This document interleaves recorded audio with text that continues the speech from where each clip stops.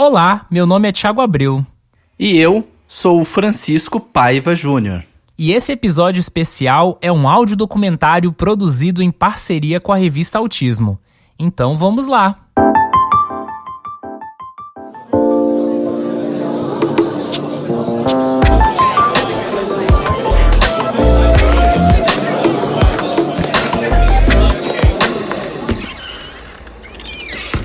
Introvertendo, um podcast onde autistas conversam.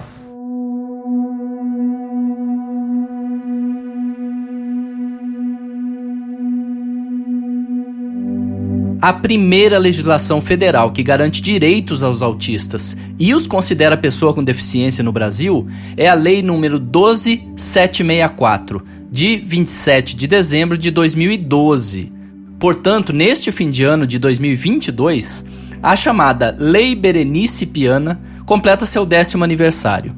Aqui, juntamente com o pessoal do Introvertendo, quero reconstruir a história do nascimento dessa lei e provocar a reflexão para os próximos 10 anos dos direitos dos autistas no país. Berenice Piana de Piana, nascida em Dois Vizinhos, no interior do Paraná, a 419 quilômetros da capital, em 1958 e hoje moradora de Itaboraí. É mãe de 3 filhos, sendo o caçula um rapaz autista, o Dayan, nascido em maio de 1994. A busca pelo diagnóstico no início da infância do filho, e que só se concretizou entre seus 6 e 7 anos de idade, a levou a uma militância por direitos dos autistas, por diagnóstico e principalmente por tratamento na rede pública de saúde. Mas o que fez essa mãe lutar por direitos dos autistas? Ouve só. Eu acho que o primeiro sentimento que me bateu foi a ausência de qualquer preocupação das autoridades com isso. Porque eu vi um desconhecimento total a respeito desse assunto com qualquer um que eu falasse. E com autoridades, menos ainda. Ninguém sabia nem o que era autismo. Imagine direitos garantidos, etc. Na verdade, o meu primeiro sentimento foi de procurar, foi de tentar saber de alguém, de um prefeito, de um deputado, de um senador, enfim, de governador, tentar saber por que não era feito nada pelo autista no Brasil. Por que ninguém se mobilizou para fazer nada antes, alguma coisa nesse sentido. Só que eu levei esse sentimento para o meu pai, quando eu visitei lá no Paraná. Eu conversei sobre isso e ele também despertou para isso. Ele também perguntou, mas não é possível que não tem nada? Eu falei, pai, não tem nada. Nada. Aonde a gente procure não tem tratamento adequado, não tem conhecimento a respeito disso, nada. E aí, com aquelas reuniões que as mães faziam na casa dele, né, me esperando, ele mesmo fazia essas reuniões, convidava, ele viu, como eu, né, que era muito pouco isso que eu estava fazendo, porque eu ia para lá, conversava com aquelas mães, dava alguma orientação e vinha embora, e depois demorava para eu voltar. E eu falei, vai demorar muito se eu for ajudar de uma em uma. E está aparecendo muitas, começaram a aparecer muitas. E aí que me surgiu a ideia que tinha que ter uma lei federal, algo que abrangesse todos, pelo menos como um imenso guarda-chuva. Então o sentimento inicial foi aquilo, você imagine, buscar para seu filho alguma coisa em todas as direções e encontrar um grande nada, sempre.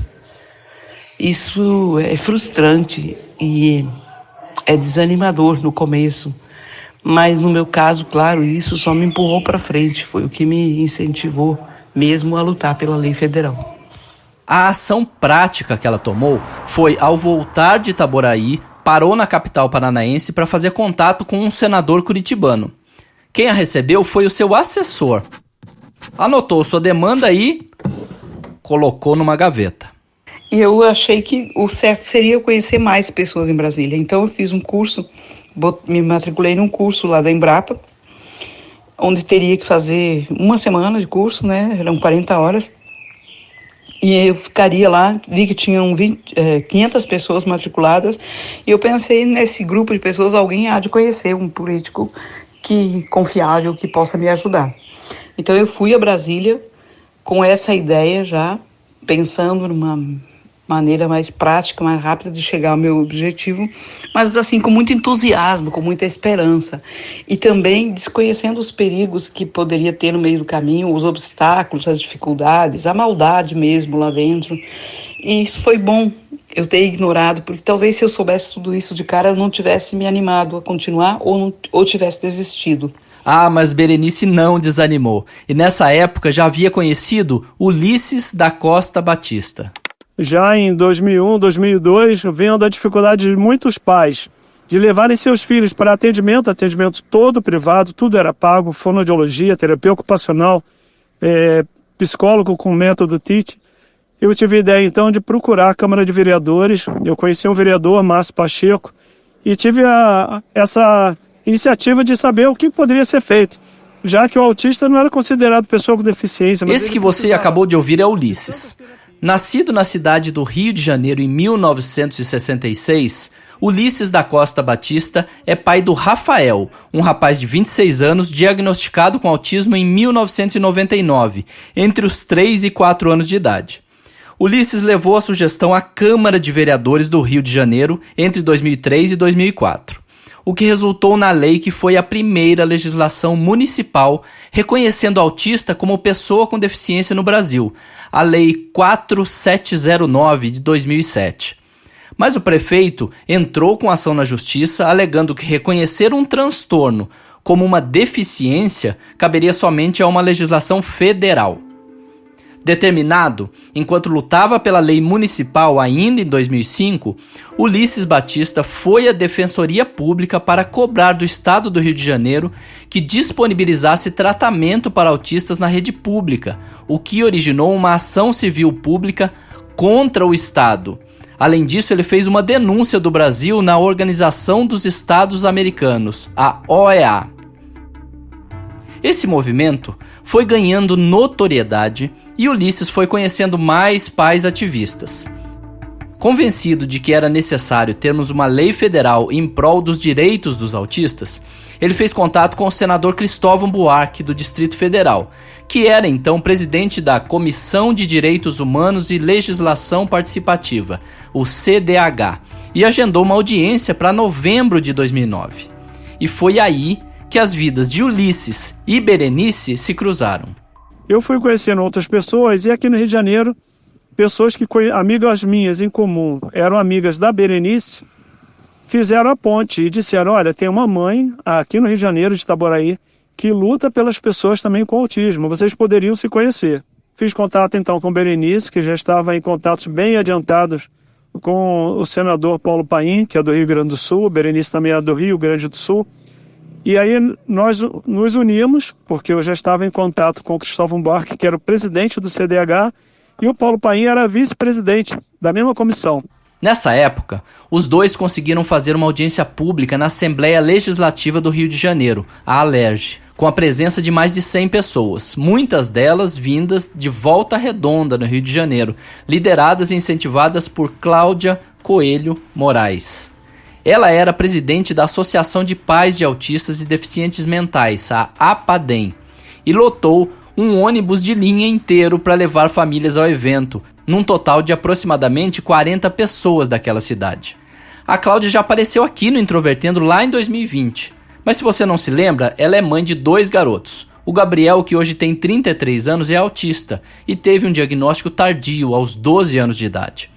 Na época da audiência na ALERJ, Cláudia atuou muito nos bastidores, numa época em que mandar e-mail para todos os senadores e deputados federais era algo que demandava tempo e dinheiro, quando ainda se contava com internet discada.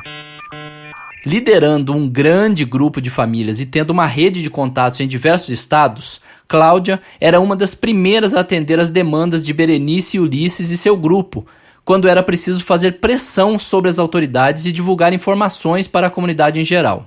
E quando ela viu aquele ônibus chegando, cheio de gente e tal, ela já se espantou e veio conversar com a gente e viu que ali ela ia ter apoio. Vale destacar que no ano passado, Cláudia recebeu seu próprio diagnóstico de autismo. Ela era uma autista protagonizando aquele ativismo, mas ainda não sabia disso. Não se pode deixar de citar Newton Salvador, que foi outro pai ativista muito atuante, iniciando sua luta vários anos antes desses todos e contribuiu muito também nos bastidores. Infelizmente, Newton faleceu em 2020 e não pôde dar sua contribuição para esta reportagem. Voltemos então à tal audiência pública na Alerj, onde se encontram Berenice, Ulisses, Cláudia e Eloá. Bom, mais um nome novo aí, né? Eloá Antunes é bióloga, outra mãe de autista, ativista da causa e amiga de Berenice, que atuou ao lado dela em muitas ações, principalmente ações locais, no Rio de Janeiro e Niterói. Elas também se conheceram por e-mail. Na audiência, que contou com a apresentação de Saulo Laucas, autista cego e cantor, saíram todos de lá com a missão de escrever uma legislação federal. O ano era 2009 e iniciou-se um trabalho liderado por Berenice e Ulisses de construir a várias mãos o que seria a proposta de iniciativa popular ao Senado Federal. Berenice estava determinada a fazer contato com um senador que lhe desse ouvidos. A estratégia que ela escolheu foi, no mínimo, inusitada. Ela começou a assistir o canal TV Senado compulsivamente para identificar os mais sensíveis à causa. Ela escolheu alguns poucos, bem poucos, e quem lhe respondeu e deu atenção foi o senador Paulo Paim, que conduziu toda a tramitação do projeto e orientou Berenice. Ela passou a ir diversas vezes para Brasília em inúmeras reuniões. E no dia 24 de novembro de 2009, eles se encontraram em Brasília numa audiência da CDH. Para redigir o anteprojeto da lei, muitas pessoas colaboraram. Berenice confessa que nem lembra o nome de todos. O texto foi sendo lapidado pouco a pouco, até tomar forma de algo apresentável para ser protocolado como uma sugestão de projeto de lei de iniciativa popular. Na comunidade ligada ao autismo, tinha gente contrária à criação dessa lei, mas o trabalho seguiu em frente. Em maio de 2010, Berenice levou a Brasília o anteprojeto protocolado no CDH, no Senado Federal, que recebeu o nome oficial de Sugestão número 1 de 2010, para iniciar a tramitação do que se tornaria o projeto de lei, o PL número 168 de 2011, uma das pouquíssimas sugestões de iniciativa popular para uma lei. E aquela sugestão, felizmente, se transformou em projeto de lei, que recebeu o número 168. Designei lá na época. O senador Paulo Paim, nesse pronunciamento no Senado, citou esse momento em 27 de junho de 2011, após a aprovação. Com a aprovação das comissões e depois com a aprovação em plenário no Senado no dia 16 de junho de 2011, o projeto, enfim, seguiria em frente. Uma sessão pública foi realizada para comemorar essa primeira vitória no próprio Senado Federal. Eu estive lá. Inicio meu pronunciamento pedindo desculpas a todos os senadores e autoridades aqui presentes. Meu nome é Paiva Júnior. Sou jornalista e editor-chefe da revista Autismo. Fiz o pronunciamento logo após Ulisses, quando recebemos o Prêmio Orgulho Autista, do MOAB, o Movimento Orgulho Autista Brasil, liderado por Fernando Cota. Está aí outro nome que precisa ser lembrado. Pai de um rapaz autista, Cota liderou um movimento que iniciou-se em Brasília e alastrou-se Brasil afora, o MOAB. O Prêmio Orgulho Autista anualmente premiava as melhores iniciativas na comunidade e ajudava a divulgar informações sobre autismo, além de lutar pelos direitos dos autistas no Distrito Federal com diversas conquistas de leis locais e depois até mesmo leis federais. Em muitos momentos que Berenice precisava fazer algo em Brasília e não poderia viajar para lá, Fernando Cota fez as vezes dela e a representou em algumas reuniões e demandas. A maioria dos projetos de lei vão da Câmara para o Senado e depois para a Presidência da República. Mas por ter sido uma iniciativa popular protocolada diretamente no Senado, o projeto agora foi do Senado para a Câmara dos Deputados, onde recebeu o nome de PL 1631/2011, para depois seguir para a sanção da Presidente. Lá, houve os mais diversos percalços. Para resumir, houve uma modificação que fez o projeto ter que ser votado novamente no Senado e então aprovado na Câmara. Fácil dizer isso em poucos segundos, mas foram mais de 15 meses de idas e vindas de Berenice a Brasília, além de inúmeras articulações e chuvas de e-mails. O projeto foi então aprovado na Câmara em 4 de setembro de 2012. Foi, após 3 dias, enviado mais uma vez ao Senado e então encaminhado para o Poder Executivo no dia 7 de dezembro de 2012.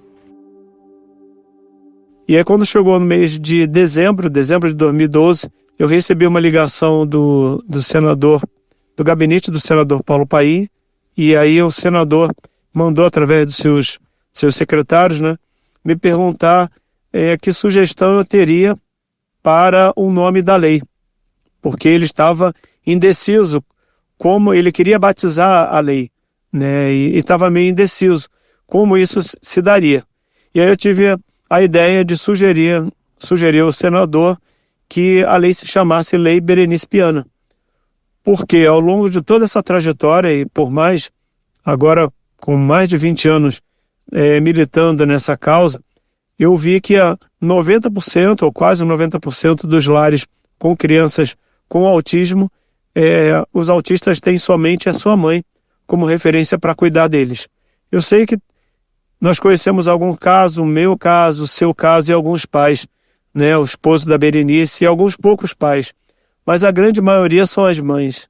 O senador fez o pronunciamento, batizou a lei com o nome de Berenice Piana, e foi muito engraçado que a Berenice, quando houve o anúncio da promulgação da lei, Berenice me ligou e falou: Ulisses, o senador batizou isso, Berenice pode confirmar com você.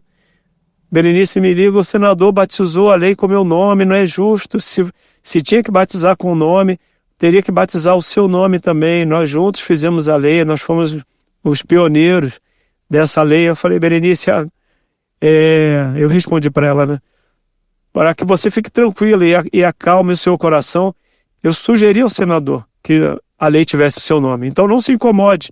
Não foi algo que aconteceu assim, a revelia, o senador não consultou, não, o senador me consultou através de seus assessores, e eu fiz essa sugestão, que para que a lei ganhasse grande notoriedade, fosse conhecida, né, fosse resultado de luta dos pais, e especificamente de uma mãe, por isso a lei vai ter um grande poder, né, de persuasão junto às famílias, ao saber que a lei tem o nome de uma mãe, e que essa mãe militou e lutou. E você vai ser a grande propaganda, a garota propaganda dessa lei vai ser você, e não tem pessoa melhor. 20 dias depois de chegar ao Executivo, o projeto foi sancionado pela então presidente Dilma Rousseff no dia 27 de dezembro de 2012, com vetos em 3 trechos e publicado no Diário Oficial no dia seguinte, tornando-se, assim, efetivamente, uma lei em prol do autismo.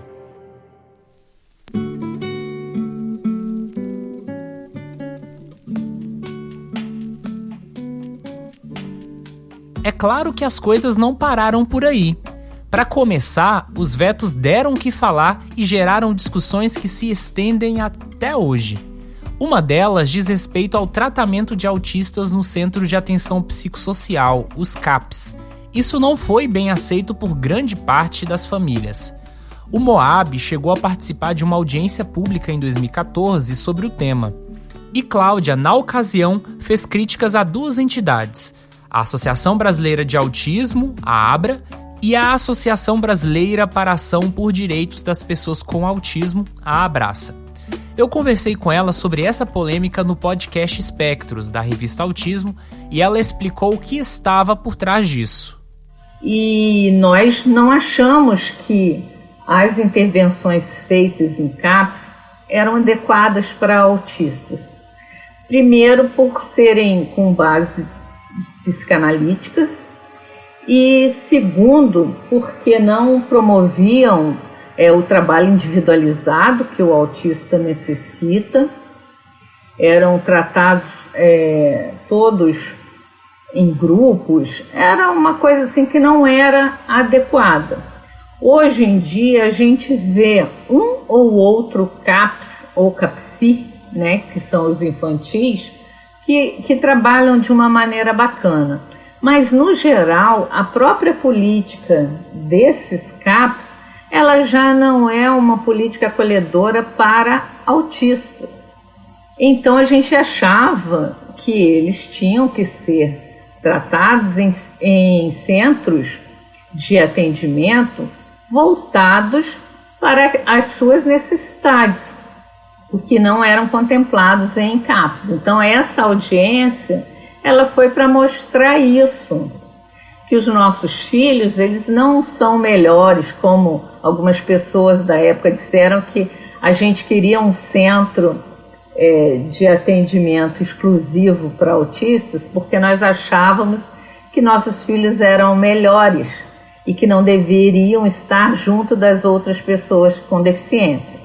E o que nós fomos mostrar é que nossos filhos não eram o público do CAPS. O público do CAPS é um público de pessoas adictas a drogas e álcool e pessoas com doenças mentais. Os nossos filhos são deficientes, é diferente. Então o tratamento para eles tinha que ser diferente. Não somos melhores que ninguém, nós somos diferentes. Foi mais ou menos nesse contexto. A ideia de ter centros de referência dedicados ao autismo não deslanchou naquela época. Mas hoje, cada estado brasileiro tem aprovado legislações específicas sobre o autismo. Mas não foi só isso que mudou de 2012 para cá. A definição de autismo mudou, a comunidade do autismo se transformou. E diferentes legislações direta ou indiretamente relacionadas ao autismo e deficiência também. E com tantas mudanças na comunidade, novas questões também surgem. Que a gente saiba construir. O que na época dessa lei foi difícil. E eu espero que daqui para frente as coisas se tornem mais fáceis até pelo conhecimento, mais fáceis, até pelo conhecimento que as pessoas já têm, né? Esquecer um pouquinho os egos, colocarem nos bolsos, os likes das redes sociais e realmente pensar no autista lá da ponta que não tem acesso, que a família não tem condições de bancar e que a gente com um pouquinho de boa vontade pode fazer. Então eu espero que venham mudanças, que as mudanças sejam bem-vindas, mas que não se esqueça a história desse movimento, né? Que a gente aprenda com o passado, como sempre deve ser. E construa um futuro melhor, né? Construa um presente melhor do que um futuro. E Ulisses Batista também nos disse sua visão de futuro. Faço votos de que quando a lei Berenice Piana completar 20 anos, tenhamos uma sociedade onde o diagnóstico precoce não seja mais uma surpresa ou momento de grande dor para os pais e familiares, que o tratamento para o transtorno do espectro autista seja de fácil acesso às famílias brasileiras, que nenhuma criança com autismo seja privada de um lar e de uma família. E, por fim, que as pessoas com autismo vivam em uma sociedade acolhedora. Quando a lei se tornou real, eu sequer sabia que era autista. Mas essa não é uma exclusividade minha. Muitas pessoas na comunidade do autismo tiveram o primeiro contato com o diagnóstico exatamente nesses últimos 10 anos. E é claro, como o Introvertendo é um podcast feito por autistas, não dava para encerrar esse audiodocumentário sem saber a perspectiva de algumas pessoas no espectro. Por isso, meus colegas Carol Cardoso e William Timura, aqui do programa, deixam suas contribuições finais sobre o papel da Lei 12.764. Muitas pessoas ainda hoje, mesmo 10 anos após a Lei Berenice Piana, ainda têm muita dificuldade para entender o autismo como uma deficiência. Ainda é comum que as pessoas usem o termo autismo ou autista em tom pejorativo, como um adjetivo, e eu vejo que ter uma lei que nos respalda faz muita diferença, porque há a quem recorrer em termos jurídicos para buscar suporte em caso de capacitismo. E o capacitismo eu entendo como algo que vai além de ofensas, vai além de nomes e adjetivos, mas está no centro da privação de oportunidades e privação de acesso aos espaços por conta da nossa deficiência. E uma coisa que eu costumo pensar é que, como as pessoas resistem a enxergar o autismo como uma deficiência, eu entendo que é porque se o autismo não é uma deficiência, logo ele não requer acessibilidade. E com isso não requer um movimento da sociedade para que nós sejamos incluídos.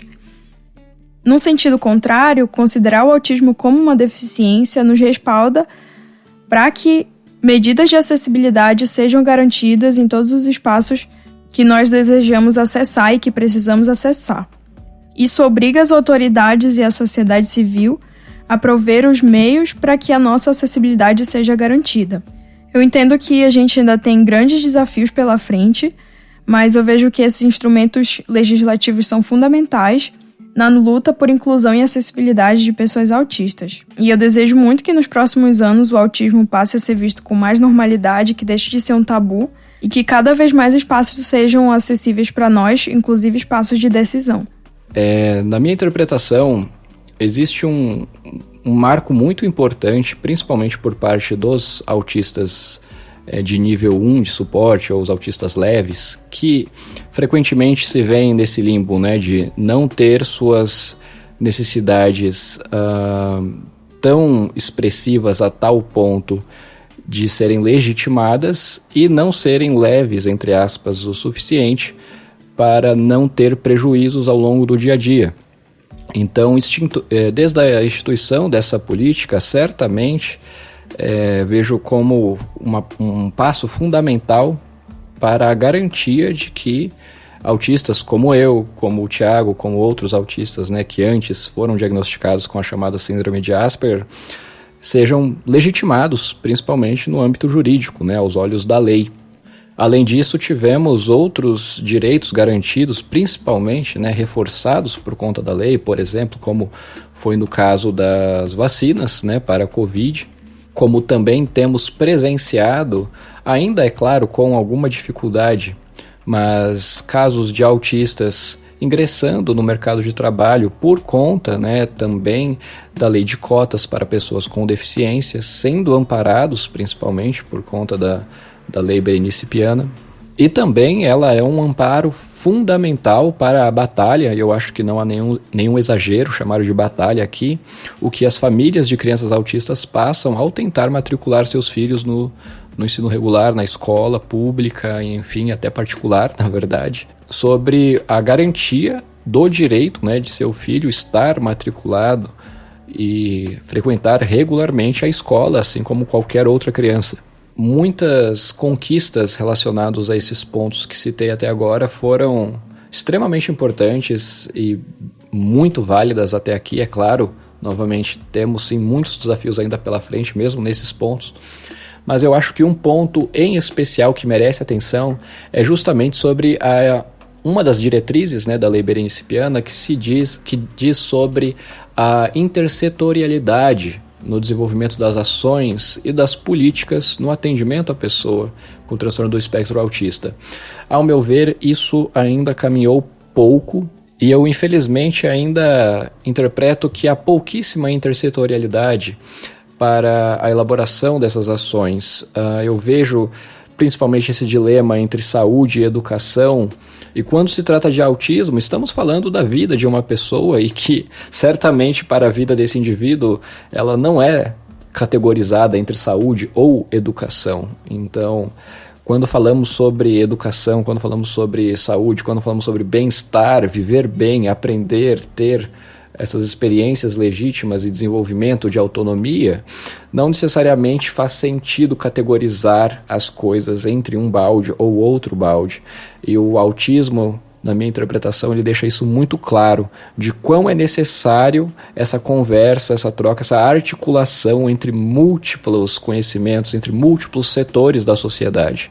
E eu espero verdadeiramente que em 10 anos tenhamos mais essa articulação entre os múltiplos setores da sociedade, do poder público, para melhor atender as pessoas com autismo.